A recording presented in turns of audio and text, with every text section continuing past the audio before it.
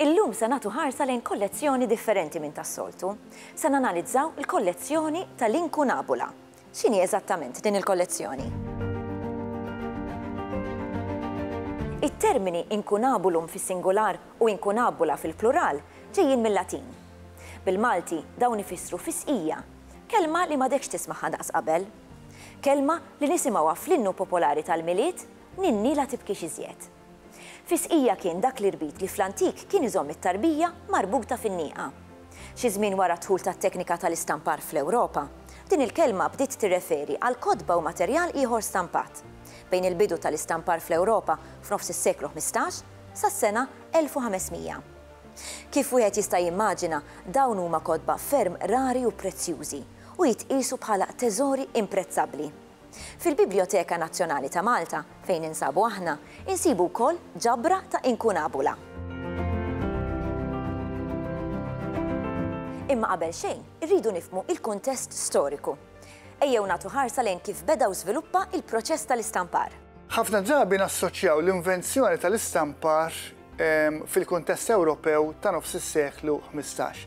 Ir-realtà mhijiex hekk, ir-realtà hija li u bħal numru ta' invenzjonijiet oħra dan li kultant naħsbu li aħna l-Ewropej inventajna kollox.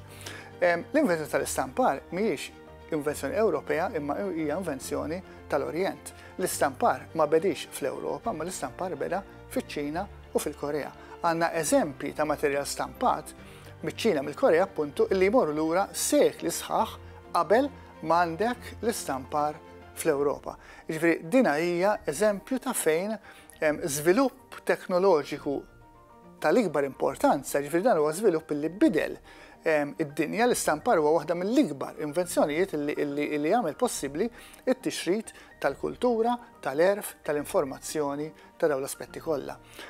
Oriġinat mill-Orjent, oriġinat miċ-Ċina, oriġinat mill-Korea, b'xi mod bħal numru ta' żviluppi oħrajn waslet fl-Ewropa f'nofs is-seklu 18, allura mbagħad f'nofs is-seklu 15 għandek din it-teknoloġija li waslet fl-Ewropa ħad tiġi żviluppata, ħad tiġi ammiljorata f'kuntest mbagħad ta' nofs is-seklu 15 fl-Ewropa. Lejn is-sena 1450 niltaqgħu ma' bniedem li bidel il-mod ta' kif id-dinja tikkomunika u twassal il-kelma. Qed nitkellmu fuq Johannes Gutenberg. Fil-kuntest tal-istampar fid-dinja tal-punent fl-Ewropa, eccetera, il-persuna primarja tibqa' Johannes Gutenberg. Johannes Gutenberg kien Ġermaniż.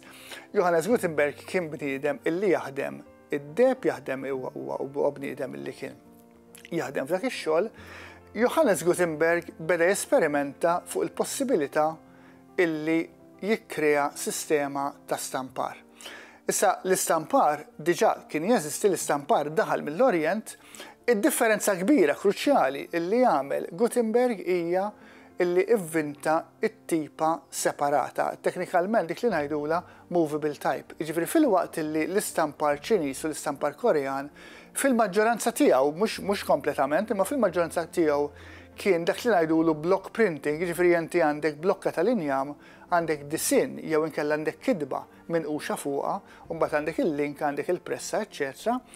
L-iżvilupp ewlieni ta' Gutenberg kien illi imxejna minn blokka bit-tinqix fuqha għal ittri tal-metall fondati separatament. Appuntu tipa li tista' tmexxija, tipa li tista' tagħmilha kif trid. Allura ngħidulha movable type. Issa dik ġabet rivoluzzjoni kbira, illa li inti allura m'intix marbut ma' blokka waħda, imma inti li għandek it-tipa separata, inti tikkomponi it-test. Allura jekk inti għandek paġna ta' kidba, inti ħataqbad ittra bittra, ħataqqat il-kliem bejn kelma oħra ħatħalli spazju, ħatkompli tagħmel il-kliem, is-sentenzi, eċċetera. Ma setax jonqos li l-istampar jasal ukoll f'Malta. Meta seħħ dan? Malta l-istampar dam ftit ma daħal minħabba iżjed minn raġuni waħda. L-ewwel nett għandek ir-realtà ta' soċjetà żgħira illitterata. Jiġifieri meta inti għandek qed ngħidu Malta daħal madwar l-1642 għandna il-konferma tal-istampar f'Malta. Ġifieri inti għandek soċjetà żgħira, popolazzjoni relativament limitata, popolazzjoni fil-maġġoranza kbira tagħha illitterata, allura m'għandekx daqshekk domanda għall-istampar. Dan ifisser li ma kellekx kodba stampati jiċċirkulaw le xejn minn da, ġifieri kellek u żgur li kellek kodba, imma ħafna drabi il-materjal stampat li kien hawn bżonn kien ikun importat. Anki meta ġejna biex jidħol l-istampar f'Malta fl-1642, waħda mill-problemi kbar li kellek, waħda mill-uġieħ ta' ras illi l-ordni bħala gvern ta' Malta kellu kienet il-kwestjoni tal-kontroll. Ġifieri min se jikkontrolla, min se jiċċensura il-materjal illi kellu jiġi stampat. Fil-fatt nafu li l-istampar daħal f'Malta fl-1642 dan biss madwar 15-il sena u dan biss 15-il sena appuntu minħabba il-kwestjoni tlinqalaw minħabba min għandu d-dritt illi jiċċensura il-materjal sottomess għall-istampar. Bil-mod il-mod inbniet din il-kollezzjoni tal-inkunabula f'Malta. Ħafna drabi daw il-kodba antiki ikollhom dak illi ngħidulu teknikament bħala ex libris. Iġveri inti ximkien fuq il-ktib ġeneralment fuq l-ewwel paġna tal-ktib ikollok l-isem jew inkella marka jew inkella timbru ta' xi ħadd illi xi darba dal-ktib kien tiegħu. Fil-każ tal-kollezzjoni tal-inkunabula li għandna kollezzjoni tajba, kollezzjoni interessanti, fil-Biblioteka Nazzjonali tagħna, ħafna minnhom dawna huma markati b'ex libris. Ħafna minnhom nafu fiċ-ċert illi dawna kienu proprjetà ta' membri tal-ordni, kienu proprjetà ta' kavallieri. L-ordni kien daħħal regola illi meta imut membru tal-ordni, meta jmut kavallier, il-kodba tiegħu jgħaddu fil-biblioteka. U allura dawna inżammu hemm xi wħud minnhom li huma impressjonanti ħafna, hemm xi wħud minnhom li huma opri kbar, opri sbieħ, opri rari wkoll. U għandna wkoll l-ex libris tagħhom. Jiġifieri nafu dawn il-kodba bin fejn oriġinaw ta' min kienu u mbagħad kif spiċċaw allura fil-kollezzjoni tagħna nazzjonali. L-inkunabula huma ta' perjodu partikolari li kien pjuttost qasir. Kif kienu l-kodba qabel Gutenberg wettaq rivoluzzjoni fl-istampar? Aħna ngħidu li Gutenberg ħoloq il-ktieb stampat, imma Gutenberg ma ħoloqx il-ktieb, jiġifieri il-ktieb kien jeżisti għal sekli sħaħ qabel Gutenberg. Jiġifieri inti kellek l-ewwel kellek it-tranzizzjoni għallek li ngħidulu il-codex. Jiġifieri il-codex huwa il-manuskritt forma ta' ktieb. Mhux iktar forma ta' scroll, mhux iktar forma ta' romblu, imma issa forma ta' ktieb. Jiġifieri l-idea fiżika ta' ktieb kif nafu llum tmur qabel Gutenberg, tmur qabel ukoll l-istampar. Fil-bidu tal-ktieb stampat, jiġifieri qed nitkellmu fl-ewwel 50 sena dak li ngħidulu il-perjodu tal-inkunabula, il-ktieb għadu qed jitwielet, il-ktieb stampat għadu fl-infanzja tiegħu, ħanajdu hekk. Ħafna drabi il-ktieb jixbaħ lill-kodiċi, il-ktieb jixbaħ lill-manuskritt illi bil-mod il-mod qiegħed jidħol minn floku.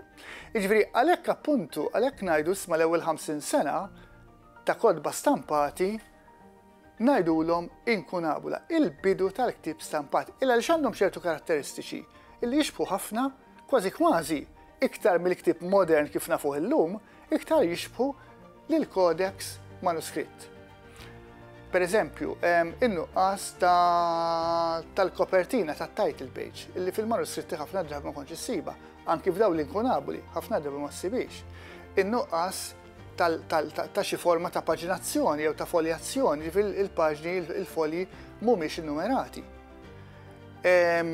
Ħafna drabi għandek id-dekorazzjoni bl-idej, jiġifieri inti xorta, jiġifieri għandek il-test li huwa stampat. Imma mbagħad wara li t-test ġie stampat, il-ktieb mar għand dak li ħajamel id-dekorazzjoni, għand dak li ħajamel l-illuminazzjoni, it-tiżjien, l-użu tal-kulur biex iżejjen il-ktieb u dak kollu xogħol bl-idej. Jiġifieri inti ħafna drabi issib żewġ kopji tal-istess ktieb stampat imma tajt imma daw differenti għaliex? It-test stampat mhuwiex differenti, imma d-dekorazzjoni hija differenti, illa li huma żewġ kodba ta' żewġ proprjetarji differenti, wieħed trid ċertu dekorazzjoni li ieħor rieda mod ieħor. Dawn kollha affarijiet li joħduna lura għal żmien il-kodeks, għal żmien il-manuskritt. Sa madwar l-1500 bil-mod il-mod il-ktieb beda jassumi il-karatteristiċi bil-mod moderni ta' kif nafu ktieb illum b'mod ġenerali. Huwa ta' interess kif dan il-perjodu huwa wieħed qasir. Nisimgħu għaliex. Mas-sena 1501 il-kodba stampati bil-mod il-mod jibdew jassumu il-karatteristiċi ta' ktieb modern. Issa naturalment jekk inti tara ktieb tal-1501 tal-1520 mill-ewwel ħadd induna li dan huwa ktieb li għandu ċertu żmien, li dan għandu ċertu karatteristiċi illi mhumiex bħal ktieb modern, imma għandu wkoll ċertu karatteristiċi illi qed jaqtawh, qed ibeduh mill-manuskritt ta' qabel l-istampar u qed ixebbħuh iktar lejn il-ktieb modern. Jibda jkollok il-paġinazzjoni, bil-mod il-mod jibda jkollok iżjed, b'mod iżjed prominenti, il-post ta' pubblikazzjoni, id-data ta' pubblikazzjoni, dawna biex niftehmu ssibhom anke fl-inkunabuli. Imma wara l-1501 iktar u iktar tibda ssibhom pereżempju fuq il-kopertina, kif issibhom illum. Id-dekorazzjoni bl-idejn bil-mod il-mod tibda tonqos. Ma jfissirx li d-dekorazzjoni tispiċċa, id-dekorazzjoni tibqa' il-ktieb barokk anki tas-seklu 17 u 18 huwa ktieb dekorat, bid-differenza li d-dekorazzjoni hija dekorazzjoni stampata u mhux dekorazzjoni magħmula bl-idejn. Jiġifieri bil-mod il-mod il-ktieb qed jinqata' mill-format antik, klassiku tal-kodiċi manuskritt u qed jassumi ħajja ġdida għalih. Il-ktieb bil-mod il-mod qed nersqu lejn kif nafu kif aħna familjari mal-ktieb bil-karatteristiċi tiegħu ta' ktieb modern, ta' ktieb kif nafu bih aħna. Wara li sirna mitħla ta' x'inhuma l-inkunabula, kif ukoll il-kuntest storiku tagħhom, tajjeb li issa nagħtu ħarsa lejn il-kollezzjoni nfisha li għandna fil-Biblioteka Nazzjonali. Fil-kollezzjoni nazzjonali insibu sezzjoni għal kodba inkunabula. Dawna jikkonsistu f'64 volum, illi kollu ma ġew stampati qabel l-1500.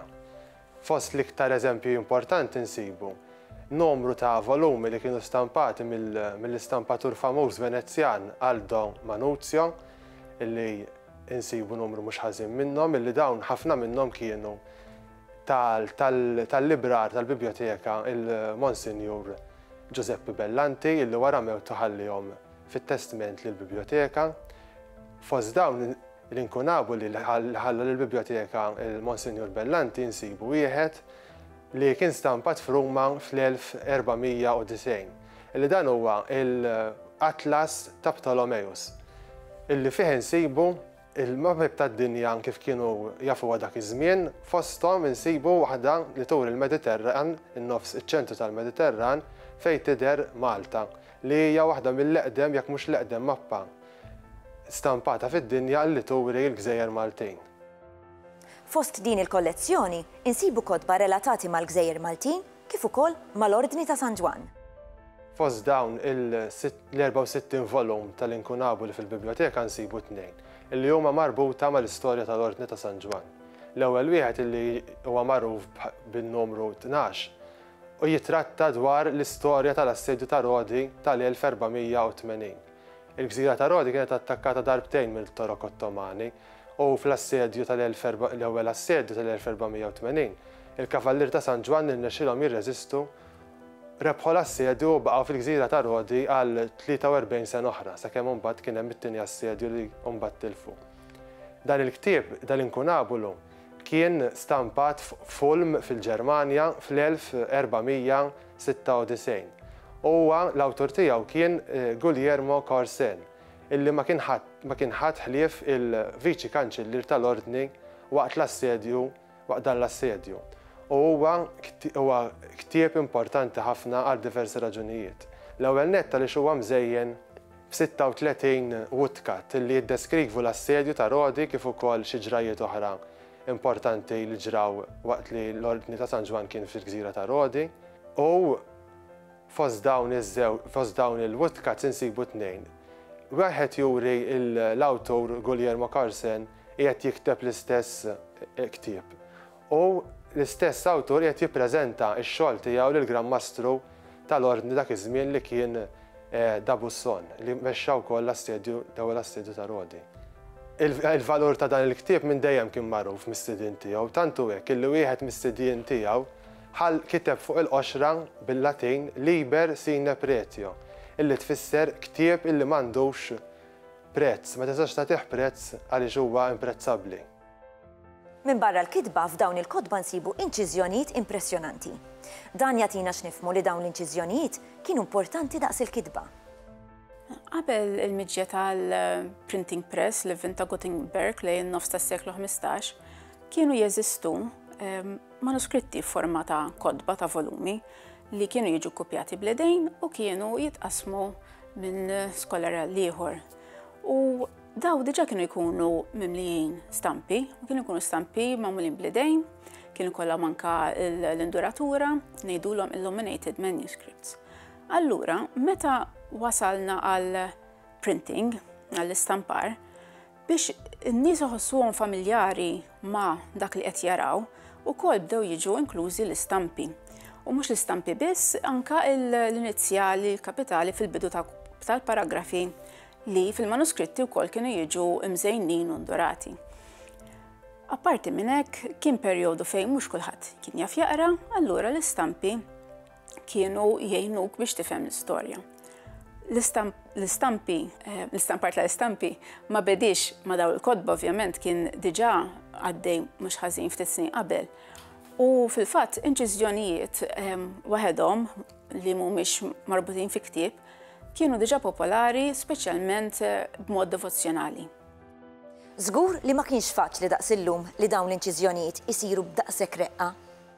L-inċiżjonijiet dak il-perjodu, meta kienu jsiru l-inkunabla, kienu jsiru b'żewġ metodi. Għandek il-metodu ta' tnaqqix fl-injam li jgħidulu woodcut, fejn inti għandek isa pjanċa ta' l-injam, fejn titnaqqax u tħalli imqabbez dak li mbagħad ħadd tagħmel linka fuqu biex jidher fil-ktieb. U dan kien komuni u kien faċli biex jintuża għax il-blokka li inti għamilta l-istampa tista' titqiegħed fuq l-istess pressa li qed tagħmel litri fihom fejn hemm il-kliem. Allura inti stajt istampa kollox f'daqqa, ktib sieħ tibqa' għaddej bl-istess pressa. Eżempju ta' inkunabla li huwa illustrat bil-wood blocks, bil-inċiżjonijiet magħmulin minn fuq l-injam, huwa dan il-ktieb li jsemmi l-istorja tal-kavallieri Frodi. Huwa magħmul, huwa illustrat b'inċiżjonijiet magħmulin fuq l-injam u dawn narfuhom għax id-dettall ma jkunx daqshekk raffinat u dejjem ikollok burdura mat-tarf tal-istampa. Teknika oħra tal-illustrazzjoni hija l-użu tal-inċiżjonijiet. Inċiżjoni kienet issir fuq pjanċa tar-ram u kienet jiġi mnaqqax il-linji li inti trid timla bil-linka biex imbagħad tistampahom. Biex inti tistampa stampa minn fuq pjanċa tar-ram għandek bżonn pressa differenti minn dik li tintuża għal litri taċ-ċomp jew għal wood blocks. Allura, il-proċess biex tistampa daw l-inċiżjonijiet kien idum iżjed u kien ikun iktar komplikat għax litri kienu jiġu stampati għalihom it-tekst fil-karta u l-inċiżjonijiet, l-istampi kienu jiġu stampati bi pressa differenti. Eżempju ta' ktieb illustrat b'inċiżjonijiet fuq il-pjanċa tar-ram għandna l-inkunabla ta' Ptolemy, fejn il-mapep kollha li hemm fih huma magħmulin bit-teknika ta' l-inċiżjoni tnaqqix fuq ir-ram. Dan jħalli lil Ptolemy u l-ħaddiema tiegħu juru ħafna iżjed dettall fil-mappa li huwa diffiċli biex inti tagħmel dan id-dettall fuq pjanċa tal-injam fuq wood block.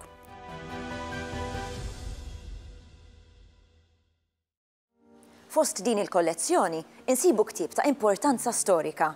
Dan hu l-ktieb Kosmografja ta' Ptolemy. Naraw għaliex u daqshekk importanti. Qabel xejn nixtieq ngħid illi l-ktieb Kosmografija jew nkella anki Ġeografija dan kien inkiteb minn Claudio Ptolomeo ta' kien Grik li kien jgħix li Xandra, l-Eġittu, jisu fl-1050 wara Kristu, u għamel biex ngħidlek Atlante jar gazettier fuq il-dinja ta' dak iż-żmien. Issa, il-ktieb oriġinali ma nstabx. Nistabu xi fragments minnu, imma l-ktieb kollu ma nstabx. U dana peress li huwa atlas, suppost kien hemm il-mapep miegħu. Imma il-mapep ma nstabux u dejjem bdew jagħmlu mapep minn fuq ir-rakkonti tiegħu biex ngħidlek. Ġifieri għandna rakkonti ta' pajjiżi u minn rakkont allura jistgħu jagħmlu il-mappa minnu. Il-kosmografija li għandna fil-Biblioteka Nazzjonali importanti ħafna. L-għazna ħaġa xu ġi midbuħ qabel l-1500 u kif konna qed ngħidu l-inkunaboli huma kodba li ġew midbuħa qabel il-500 u dan hija wieħed minnhom. Jiġifieri anki mill-lat ta' edizzjoni hija edizzjoni rari ħafna. Għaddew aktar minn 500 sena. Wieħed jistenna li l-kondizzjoni ta' din il-kollezzjoni m'għadix kif kienet f'dak iż-żmien? Sfortunatament ħafna minnhom il-kopertura tagħhom legatura m'għadix hemm. Dana sfortunatament ukoll fi żmien Dun Mauro Ngwanes li kien direttant tal-legatura kienu għattajn u rranġhom. Però again bl-isfortuna dak iż-żmien kienet kont taqbad il-cover l-antik tarmi u tagħmel waħed ġdid. Illum il-ġurnata ma nagħmlux hekk fir-restawr. Illum il-ġurnata kemm jista' jkun l-oriġinali nħalluh u sal-inqas ħaġa kollox jista' jgħid dan. Allura sfortunatament ħafna minnhom m'għandniex il-covers tagħhom. Però kien hemm xi wħud illi ma tmissux. Pereżempju hemm wieħed partikolari illi dana għadu bil-bidas kull mandu biċċa karta bajda mad-dawra u għadu oriġinali kif ħareġ mill-istampar. Tantu rari illi meta konna minna l-exhibition tal-legatura fin-1999 u konna ġibna l-ċertu għet Michel Witok espert fil-legatura. Għara kemm kienna vera legaturi sbieħ u kollha deb u vera bellezza. Kien għalli laqas laħaq wasal, għalli l-ewwel marret nara dak. Issa dak kull ma qed tara biċċa karta imdawra ma' ktieb. Imma huwa eżatt kif ħareġ il-ktieb mill-istampar. Issa dak iż-żmien meta għandek ktieb kien jiswasal flus. Allura dak iż-żmien min kellu kien ikollu legaturi li jitihom mill-ewwel lill-legatur u jagħmillu 10 kopertina sabiħa. Dana la għamillu la sidu ma millu l-kopertina, la l-librar ma missu. Infatti dak niftakar kont sibtu frokna jien waqt li nagħmlu l-exhibition u kienet skoperta kbira ħafna. Għax qed ngħidlek qatt ma smajna sissa b'inkunablu li għadu kif ħareġ mill-istampar. Dan il-programm qed jagħtina l-opportunità li napprezzaw u nifhmu aħjar it-teżori li għandna fil-Biblioteka Nazzjonali. Fil-programm li jmiss se nmissu max-xogħlijiet ta' Godfrey Wettinger. Għal darb'oħra.